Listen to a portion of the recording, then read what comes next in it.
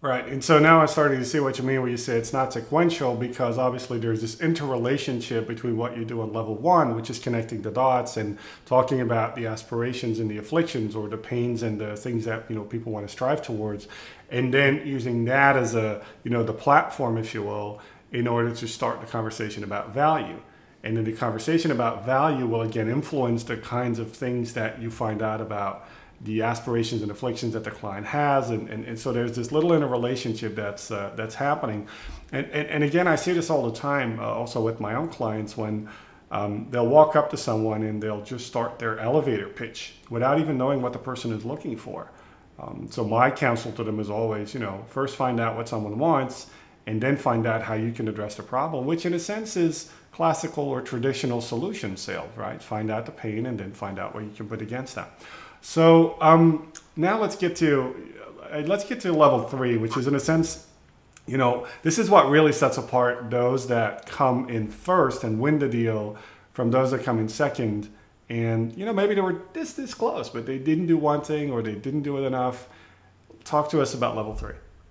Well, level three was interesting in the fact that we remember we asked a series of questions to get to where we were going, but one of the key questions is what did the winners do? And we gave them 42 things to choose from, and how much they did it in varying degrees, and then what the second place finishers, what Right. did they do? And the number one thing is, collaborate, educating me with new ideas. And interestingly, when you compared that to the second place winners, the second place people, it was 42nd. So out of 42, the second place people didn't do it at all. Right. So So let me make sure I get it. The winners put this as the number one thing they did, educating their buyer with new ideas and insights. And right, then the second place, runner up, I guess, that was way down below on the list. right. Now I want to make it clear that to everybody is that it's the perception of the buyer. Right. So the second place people may have thought they did it, but when the buyer compared, they think, well, they didn't give me anything new. Right. Now, remember, sometimes, but in order to give something new that makes a difference, I have to know what's going to have some idea. First of all, I have to have confidence about it. I have to know so on. But for you to accept it, just think about selling an idea to somebody. If you're at one plane at, let's put it at a scale of 100, and I'm at a plane of 50, and I'm trying to convince you of something, we have parallel lines that never intersect. Right. Exactly. And so I could be really excited about what I'm doing and selling it like crazy, and it could be the best idea. But if I can't find that intersection of what you're looking for and what I have, then we're going to talk at cross purposes and not get there. If I collaborate and get on the same plane with you, I can introduce you to something you've never thought about. You'll be willing to accept it because now you know that I am listening, that I am connecting with you, that I do get it, and that I'm not just trying to pitch something that has nothing to do with what you're trying to do. So that's what the winners did. They did listen, they did make that connection, but they said, you know what? Maybe the way you're thinking about approaching it, because I understand where you're trying to get to. I get that. But maybe you can get there in a totally different way. Something you've never seen before. And it was that aha moment that you said, you know what? All these other people just took something off the shelf, solution, right? A solution sale, just take the solution. But you really worked with me to get to a different thing. Is it a solution? Sure, it is. Of course, it's a solution for them.